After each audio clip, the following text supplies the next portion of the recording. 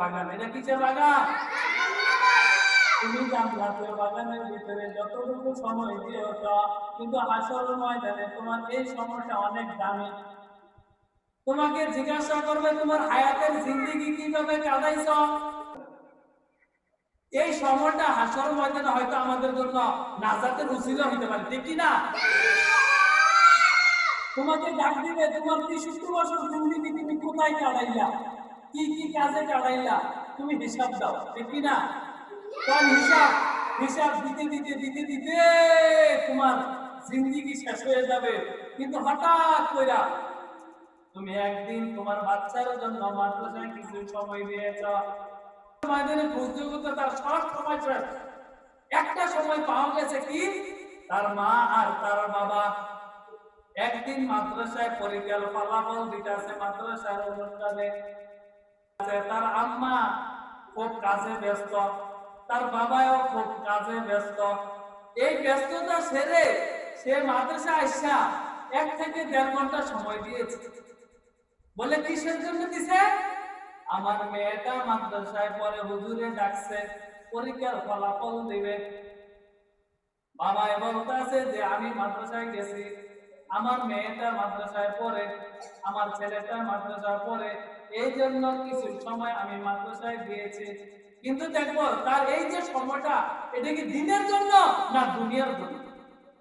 দেখতে আছে তার মা আর তার বাবা যে সময়টা দিয়েছে 1 ঘন্টা সময়, কিন্তু দেখতে আছে এটা আখিরাতের জন্য সময়।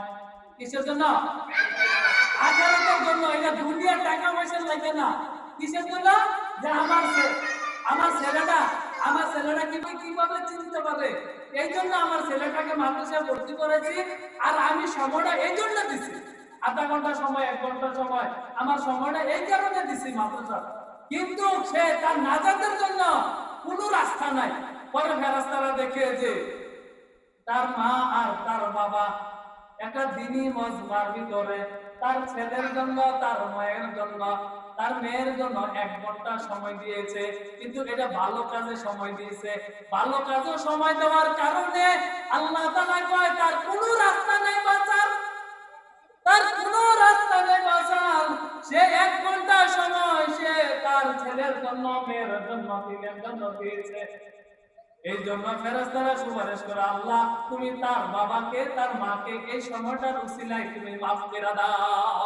সুবহানাল্লাহ। সবাই সুবহানাল্লাহ বলবো না? আর এটা তো জান্নাতের রাস্তা। আর জান্নাতের রাস্তাতে একটা ভালো মানুষ হবে, আমার মেয়েটা ভালো মানুষ হবে, আমাকে, আমার বিবিকে, আমার আত্মীয় স্বজনকে যেন সে সুপারিশ করে জান্নাতে নিতে পারে, ঠিক কি ভাই? আর যে আখিরাত কামাইবে সে দুনিয়া পাইবে, আখিরাতও পাইবে। এজন্য আল্লাহ তাআলা আমাদের সবাইকে দুনিয়া এবং আখিরাত কামাই করার তৌফিক দান করুন। সবাই বলে আমিন, ঠিক কি না? এজন্য ভালো কাজের ভিতরে মানুষ কম থাকে। মাদ্রাসার প্রত্যেকটা অনুষ্ঠানের ভিতরে আমরা সকলে আসার চেষ্টা করব, আসলে অনেক ফায়দা। আমি যে এই জায়গায় বসে রয়েছি, আমার বসাটা কিন্তু বেহুদা না। আমি যদি দোকানে বসে থাকতাম আমার সময়টা চলে যেত। বাসায় যদি বসে আরাতে পাইবো। এই জন্য আল্লাহ তাআলা আমাদের সবাইকে দুনিয়া এবং আখিরাত কামাই করার তৌফিক দান করুন। সবাই বলে আমিন।